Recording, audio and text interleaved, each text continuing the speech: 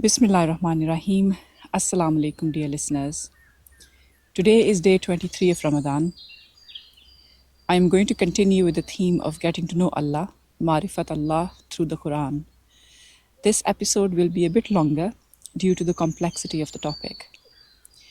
Today I will share with you some verses that tell us that Allah is the most just, Al-Adl, and He is the wisest of judges, Al-Hakm. The Quran also tells us that Allah expects us to act with wisdom and justice. There are far-reaching implications of this in terms of our ethical conduct, social relations, economic justice, and the laws we create to regulate societies. But perhaps the most important implication is how we understand and situate justice and wisdom in the revealed law of the Quran and what lessons we gain from it. I will bring a couple of examples to explain this.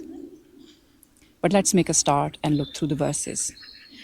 In Surah At-Teen, chapter 95, verse 8, Allah says, "Is not Allah the wisest of judges?" In Surah Al Imran, chapter 3, verse 18, Allah says, "There is no God but He. That is the witness of Allah, His angels, and those endued with knowledge, standing firm on justice. There is no God but He, the exalted in power, the wise." If we adopt this translation by Yusuf Ali, we can conclude that the Quran is telling us that believing in one God and bearing witness to this truth is the position of those who are just and who stand firm in justice. In other words, belief in Tawheed, in oneness of God, is itself an idea aligned to justice. Other translators have given a slightly different translation. The Sahih International Translation goes like this: Allah witnesses that there is no deity except Him, and so do the angels and those of knowledge, that He is maintaining creation in justice. There is no deity except Him, the exalted in might, the wise. Here the translation notes that Allah is maintaining His creation in justice. And although this idea is echoed in Surah Ar-Rahman as well, which I will read in a moment, I believe that Yusuf Ali's translation links better with the start of the verse, which is a statement of Tawheedic belief. There is no God but He. As such, it makes more sense to say that the truth of this statement is witnessed by Allah, the angels, those who have knowledge, and those who stand firm in justice. In Surah Fussilat, chapter 41, verse 46, Allah says, "Whoever works righteousness benefits his own soul. Whoever works evil, it is against his own soul. Nor is thy Lord ever unjust in the least to his servants." The word dhulm is used in this verse. The Quran considers dhulm oppression, transgression, exploitation, wrongdoing, darkness as the opposite of justice. Here the Quran is telling us that Allah can never be unjust, and we will bear the consequences of our own actions. In Surah Ar-Rahman, chapter 55, verses 7 to 9, Allah says, "And the firmament He has raised high, and He has set up the balance of justice, Mizan, in order that you may not transgress due balance. So establish weight with justice, Qist, and fall not short in the balance, Mizan." Here the Quran brings more nuance to the idea of justice. Allah is just, and He maintains His creation in justice. Even the heavens have been created in beautiful balance, and they maintain this balance. Similarly, as human beings, also a creation of Allah, should strive to achieve balance. Strikingly, this verse immediately applies the theological belief of justice as balance to the human reality of buying and selling. The verse says, "So establish weight with justice." So in this human realm of buying and selling, the Quran uses the word qist. In Surah Al-Araf, chapter 7, verse 29, Allah says, "Say, my Lord has commanded justice, qist, and that ye set your whole selves to Him at every time in place of prayer, and call upon Him, making your devotion sincere as in His sight. Such as He created you in the beginning, so shall you return."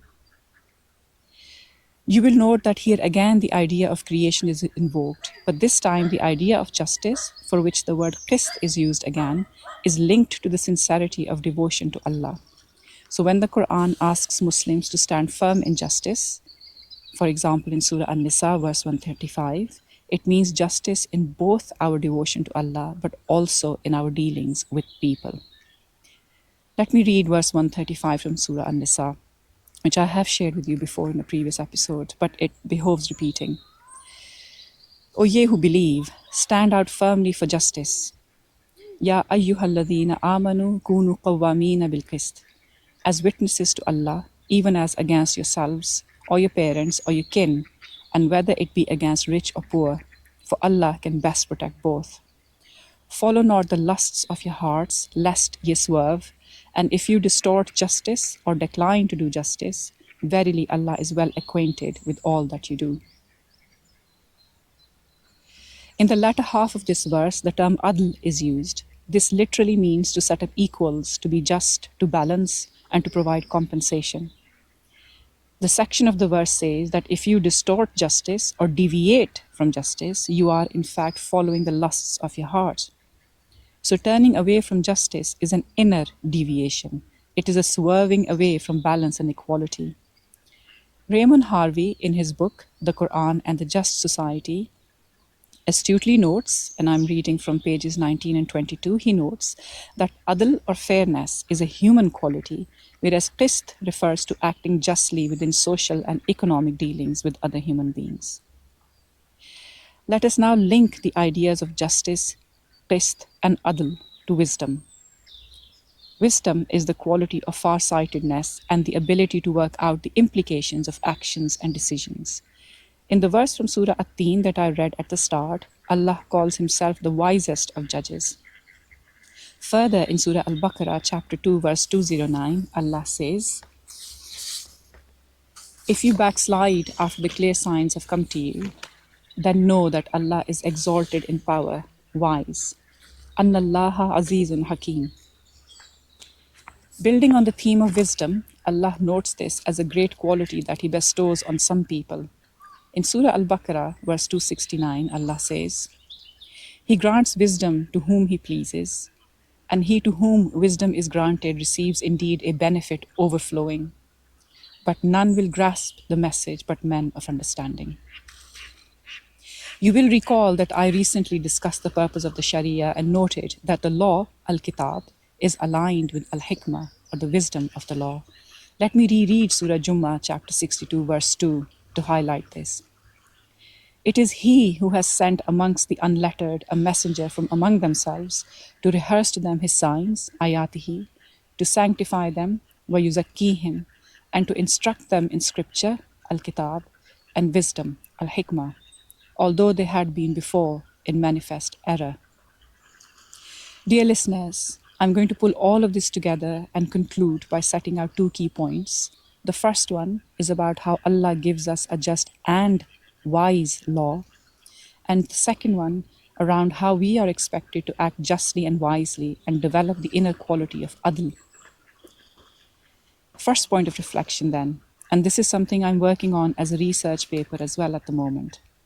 Not only is Allah a fair judge, He is also a wise judge, Al-Hakam, who has given us a wise book and a wise law, Al-Kitab wa Al-Hikmah. Therefore, wisdom is an established feature of His law. When He revealed His law to a community that lived in a harsh desert in the 7th century, He calibrated that law to the needs of that community. Thus, the law contained wisdom within it. It was part of this wisdom that the law forbade certain acts but only set a trajectory towards improvement in other areas. For example, Allah banned the taking of usury or riba because such a ban could immediately benefit society. Yet, in the matter of slavery, He created enabling conditions for slaves to attain personal and economic freedom. He exhorted Muslims to free slaves and declared it an act of great charity and righteousness. But He did not forbid or ban slavery completely. This is al-hikmah, that is, achieving the best possible outcome for those most vulnerable in society. We need to take inspiration from this wisdom oriented approach and identify how we can create just societies and just laws according to the needs and constraints of our times. The second point of reflection, which is about us. Allah expects us to develop the inner quality of adl and act justly towards others. This is a divine command, it is not an optional extra. I will cite Surah An-Nahl, chapter 16, verse 90, in which Allah commands us, the word Arabic word uses amr, command, to act with adl and ihsan, justice and excellence. Allah commands justice, the doing of good, and liberality to kith and kin, and He forbids all shameful deeds and injustice and rebellion. He instructs you that you may receive admonition. Assalamu alaikum.